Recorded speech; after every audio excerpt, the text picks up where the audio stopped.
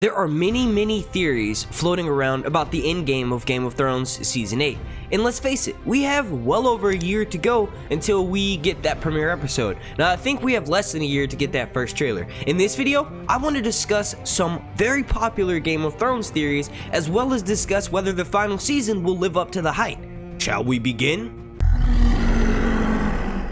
Before we get started, and because you guys are so freaking amazing, I am actually having a giveaway in which a winner will be selected on 4/20 for a $100 Amazon gift card. To enter this giveaway, all you have to do is slap a like on this video, make sure you're subscribed, go ahead and leave a comment down below, and then turn your notifications on so that way you get alerted every single time I drop a Game of Thrones video throughout this long night. Also, check out the pinned comment at the top of this video to go to the gleam.io link and enter all the different bonus ways. Alright, so first things first is the ideal, or the idea, rather, is will the final season of Game of Thrones suck? Will it be garbage? Will it be one of the most hated seasons next to Season 5? Short answer, no.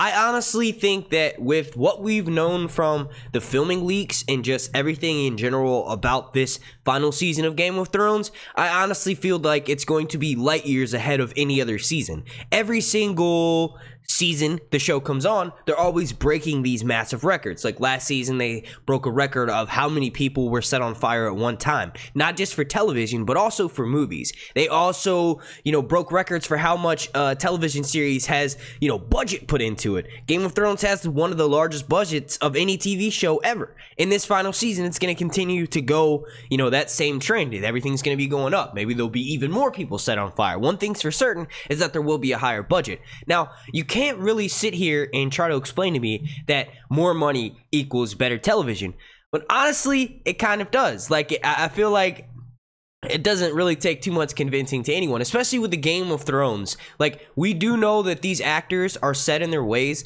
We know that they portray these characters amazingly. Some of these actors are better than the other ones, but for the most part, every single person on the show, every single person involved in the show has done an amazing job. So one thing that more money definitely equals is a better show. They're allowed to do more things, they're allowed to be more creative, and the actors are, gonna be getting paid more. So the production gets paid more, and honestly, there's a lot of sentimentality that's gonna be going around the set. I'm pretty sure once we get these behind the scenes photos, or these behind the scene images, like official from HBO, it's gonna show a lot of the actors, actresses, producers, extras, just everyone in general is gonna be in a very somber mood. They're all gonna be sad. So I honestly think that they're going to leave us with one of the most memorable seasons of all times. But will we find flaws in it? Will there be some things that we don't necessarily agree with? Will there be some scenes that maybe go on a little bit too long or maybe could be spent elsewhere? Yes, of course. This happens every season, but in the long haul, when you get to go back and rewatch the season all the way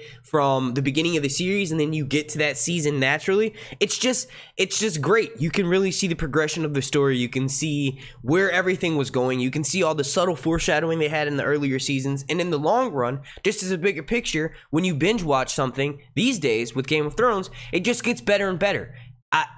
I honestly feel that this final season 8 of Game of Thrones will be the greatest television experience of all time. And not only will their spinoff try to top it, but every single other fantasy-led show that comes out after this will be trying to top the finale of Game of Thrones Season 8. I honestly see there being several break-the-internet moments, like when some of the Starks start dropping off, but I actually have some theories that I want to address real quick from my wonderful supporters over on patreon.com/SirHuntsReviews. This first comment comes from Dwayne Erickson, and he just recently became a member over on my Patreon family. Welcome to the family, good sir. Ours is the hunt. He goes, I know that this isn't a topic you mentioned, but I'd like to hear something about Missandei. I have only ever really seen one video about predictions on her. I know that she isn't the most popular character, but she is the hottest. Hell yeah, she is. Natalie Emmanuel is one of the most beautiful women in the world. So yeah, as far as I know, George Martin doesn't consider any of his characters to be good or evil, but that all do what they have to more or less and may have their deeds considered to be good or evil. But what evil has she done or might she commit? Almost every other character I can think of has been ridiculed at some point by at least one other. Not her though, not Missandei. Jon was murdered because of what others had thought of him. Dany was hissed at, burned, people alive, and so on. My question is, do you think that Missandei could turn on Daenerys at some point. Even if it's just something along the lines of Grey Worm being captured and her doing something against Dany to save him. I guess you could argue that Grey Worm hasn't been all that evil either. So the question is Missandei going to turn on Daenerys? Thank you so much for your input, Dwayne. Let's begin to answer it. I honestly don't think that that's the case. I do know that there was, I believe it was back in season 4, there was a bonus scene that was shot that was completely dropped from the series. The reason being is because they just deemed it was unnecessary. But in this scene, Missandei is having a conversation with Daenerys atop the pyramid over in Marine, and they're having a conversation, and Missandei actually says something that sort of leads people to believe that she's going to eventually betray Daenerys. Now, I can't think of what the line exchanges off the top of my head, but I know for a fact that it was left out of the show for a reason. That would have been the one support that you could use to say that Missandei would eventually betray Daenerys. As far as what you were saying, even on a minor scale, you could honestly say that she's already done something like that when, you know, her and Tyrion and Grey Worm were having a conversation. She subtly hinted at something, you know, that she thought Daenerys would do, but Tyrion thought Daenerys would do. So you could honestly say that those little moments could be, you know, those slight little betrayals. Honestly, I feel like if there's one person that's going to betray Daenerys, it's not going to be a cast member who's been with her since day one. Now, Missandei hasn't been with her since first season, but very early on, season 2, Missandei has been a part of Daenerys' inner circle and will continue to do so. I honestly see people betraying. If Daenerys is going to get betrayed, it will be from one of these newer people that she's allowed to come into her inner circle, i.e. Tyrion or Jon Snow. Now, I've actually done a video on Tyrion betraying Daenerys, and you can actually click the link right up here, and that'll take you straight to that video. Please go watch. So, long story short, no, I do not think that Daenerys will straight up will be betrayed by Missandei. However, I do agree with your idea that it could be something, you know, that sort of because of Grey Worm coming into it. I honestly see Daenerys, a type of situation, hypothetical here, if Daenerys is asking her counsel about what she should do next, and maybe Grey Worm is involved in some of those plans, well then Missandei can speak up and say an opinion that she's only saying because she wants Grey Worm to be saved and she wants to try to, you know, bring him back into the inner circle. Maybe he's captured or something like that. I honestly think that that sort of betrayal can happen, whereas Missandei's not being 100% honest and thinking that an option that she wants Daenerys to take is 100% safe, and she can only be doing so because she, you know, secretly wants to make sure Grey Worm's still alive and wants to have her with him. I honestly see something like that going down. But as far as Daenerys being betrayed by anyone other than Tyrion, I honestly think that that's kind of flown out the window. I feel like Daenerys, if anyone is going to do something that would affect her drastically, it's going to be on her own decisions. Like maybe she makes a wrong decision in trusting a certain someone. But you guys let me know what you think down below. Do you think that there is still a chance that Missandei will betray Daenerys? Or do you think that the only person who could betray Daenerys is Daenerys herself at this point in the game? Now, this next question actually comes again over from my Patreon, and it is from Lady Requiem, and she says, I would like your opinion on why people think Gilly's baby has anything to do with the others marching south when the others were slaughtering and leaving symbols long before little Sam was born. Also, Sam loved his brother. Don't you think when Jon finds out that Dany burned Dickon alive, as much as Jon loves Sam's, that would create a huge wedge. All right, so I'm gonna kind of answer your first question first, which was, you know, are the others really marching south just because of Gilly's baby, little Sam? I honestly don't really know what to expect. Now, I've done a in-game theories video on that, and you can actually click the link down below in the description. That'll take you straight to that video. But I feel like there is some, you know, credibility to the fact that they actually started moving full force once baby Sam was taken. We started seeing them a lot more once baby Sam was, you know, sort of taken. We got to venture beyond the wall and we saw, you know, like where baby Sam would have been taken. But you're right in the sense that they've already been doing what they've been doing since before baby Sam was taken. I just honestly think that at this point it's become a meme, you know, and it's just really funny for everyone to kind of joke around with by saying that, yes, this entire thing is over baby Sam, and maybe if we send him back on a catapult, the Night King will stop doing what he's doing and go back north of the wall. I honestly think that that's more of like a meme than anything else. I agree with you. I find it really hard to believe that since they were doing what they were doing before baby Sam was taken, that that's their sole motivation, that, you know, that's why they came south of the wall. I think it's part of their culture maybe to sacrifice unwanted children, bastard children, and turn them into White Walkers, because that's who the first White Walker, that's who the first Night King was a bastard and unwanted person of the North. And I honestly feel like because he was this, he feels, you know, sort of like a longing. And maybe it's the way that the magic works, is you have to be like sort of unwanted. We do know that there are several places in the North for Game of Thrones that are suspicious about sacrificing, you know, innocents to foreign gods, to northern gods that, you know, could be interpreted as evil by anyone who's from the outside. So us, looking from the outside in, they could be perceived as evil. But if this is the case, you know, just to give you a small example, there's actually over on one of the forts along the wall, there's this gate called the Bastard Gate, and a lot of us speculate and theorize that it was called that because bastards, unwanted bastards of the North, used to be snuck through this, and they would be sacrificed to the original Night King. So yes, the history is there, and the reason why I think he has to have these sacrifices is because he has to continue his line. Just like every other great house in Westeros, their main goal is to make pacts or get married, you know, to other houses to make really strong bonds and then to have children. Procreation is the way of the world in Game of Thrones. So with that being said, why would it be any different from this Night King, these others? Why would their goal be any, or why would their motivation be any different from everyone else in Westeros? Now, mind you, obviously the Night King is pure evil, and you can't really debate that. Anyone who walks around killing everything they see, whether it's a human, someone who is actually standing opposing them, or just anything in general, if you wipe them out like that, no questions asked, you're evil in my book, and you can't really debate that. However, his motivation may be, you know, to try to procure his lineage. Maybe part of the reason why he came down south was because baby Sam was taken, and he knows that he has to have a certain number of White Walkers to sort of help him control his massive army as whites.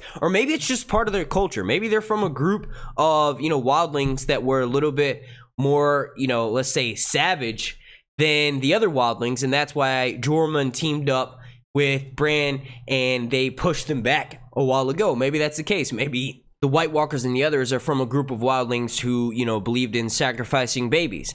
I honestly wouldn't think it's too far-fetched, because we do know that some wildling tribes indulge in cannibalism, so sacrificing a baby isn't so far out of pocket for that.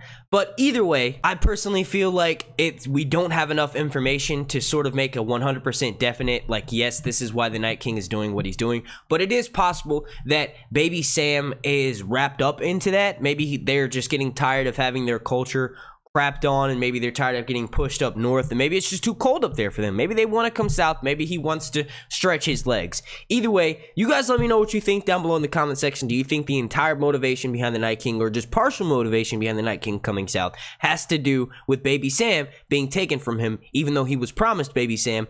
And then to answer the last part of your question, will, you know, Sam's father and brother being killed by Daenerys, will that drive a wedge between them? Honestly, no. I do feel like that Sam might have cared for his brother, but he could care two craps about his father. And then that last meeting that we saw last season in season 6 with Gilly, him, and the baby, that sort of just cemented everything over. He honestly will not, I mean, he may care somewhat, but the fact that he stole his father's sword, he's been crapped on his entire life by his father, that's not really going to drive a wedge in between Jon Snow and Sam, in my opinion. However, to answer your second question, will, you know, that sort of make Jon kind of question Daenerys, and maybe her tactics are too harsh, and maybe she would have burned him if he didn't bend the knee? Well, definitely. Honestly, the fact that they've come so close and they had boat sex, it's going to be kind of hard to sort of drive them apart after that. We do both know that they've been scorned, so you know, they're kind of tough because of that, so they have a thick outer skin. I don't think that it's immediately going to make Jon say, hey, you know, I don't want to be with Daenerys anymore. She's crazy. She killed my friend's father who he hates. No, not at all. But it will definitely make him think that maybe she would have burned him if he hadn't have bent the knee. And he may even ask her this question. I honestly feel like that Daenerys answering 100% truthfully, yes, she would have burned Jon Snow if he didn't bend the knee and subject to her rule. But things turned out drastically different. This last question actually comes from me from Nancy Toxstein, and she is a massive supporter of mine over on patreon.com/SirHuntsReviews. She says, Q&A, what do you think will be Qyburn's fate? I'm old, so if I've already asked this, just ignore. LOL. cute emoji face. Okay, so I've actually done a video on a Qyburn theory that I believed everyone missed, and that video was removed because it somehow violated YouTube's terms of service. Now, I'm not exactly sure what is going on there, but they have still yet to reinstill that video. So I'm just going to go ahead and summarize my thoughts from that video. Okay, so I honestly see Qyburn using his knowledge of the dead. Honestly, Qyburn is one of the most valuable people going into this final season. Qyburn, Melisandre, Fire Priestesses, Kinvara, you know, Beric Dondarrion, anyone who can resurrect the dead or do something similar to what the Night King can do is going to be one of the most valuable people in all of Westeros going into this final season. Qyburn was able to reanimate someone who was basically dead. They were literally, they had a very low pulse. They were barely breathing. We're all talking about the mountain here. You saw him. He was cut up. He was poisoned all to hell. And somehow Qyburn was able to save him. Qyburn was known at the Citadel for researching life. He was actually banned for doing like surgery on people who were still alive just to see how the internal body works, how internal organs worked. And the knowledge that he got from that allowed him to do what he does now, which is, you know, keep the mountain alive. Anyone who has that kind of knowledge of life over death is going to be top 10 most important people. Maybe not of like out of fan favorites, but just in general most important, because a lot of characters are going to be dying. Some of the ones who we want to still be alive in the end game. So with that being said, I see Qyburn's end game being one of two things. Option number one, and this is kind of my more favorable one, but he could realize that Cersei's doomed. He's done this before where he's kind of hopped parties to sort of save his own life. I would love to see him realize that Cersei's doomed, leave her and go and join Jon and Daenerys' side and combine his knowledge with Melisandre and Kinvara, and they all sort of have a, you know, semi-super protective way of like, if Jon dies, if Daenerys dies, if, you know, Davos dies, if anyone on their side dies, they can immediately bring them back. That's what I would like to see. Option number two, and however the more likely option, is that he's going to stay loyal with Cersei. He's going to go down with the ship. I honestly can see Cersei keeping him super close because she knows that if she somehow dies, Qyburn would be able to bring her back. I honestly predicted in that video that Qyburn was going to use his knowledge of the dead, kill Cersei's troops, bring them back to life as undead whites to make them way more obedient and loyal, the same thing that he did with the mountain. He was going to do that with Cersei's troops, part of them, maybe her Queen's Guard, and just make them super loyal and obey everything she tells them to do, even if it means their certain death. So this is honestly my, you know, second option for where I see Qyburn's fate ending up. And if this is the case and he stays loyal with Cersei and doesn't go and join Jon Snow and Daenerys, then he's likely going to die with Cersei. He's likely going to die in a huge bat of wildfire. Alright, I want to thank you all so much for watching. If you could please slap a like on this. The like goal will be 420.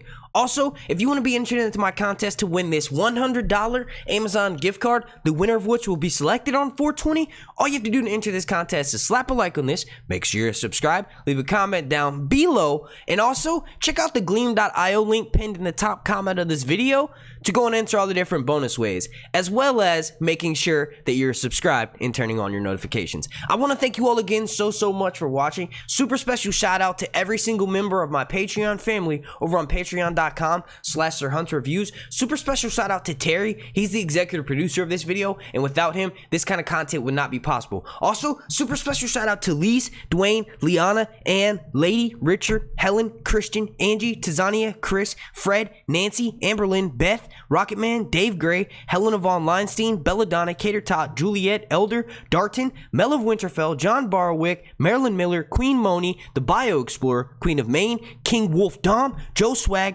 Lynn Shaw, Sierra Russell, Samantha Morris, Enid, and Angel. Without all of you all's love and support, these kinds of videos would not be possible. And if anyone watching would like to show your support to Sir Hunt's Reviews, check out the link down below or the link right up here. My name's Mark, and this has been Sir Hunt's Reviews. Now, I don't really ask you guys to do this that often. Of course, I ask for likes and I ask for comments, but please share this on social media. Let's see if we can't get this video to 5,000 views.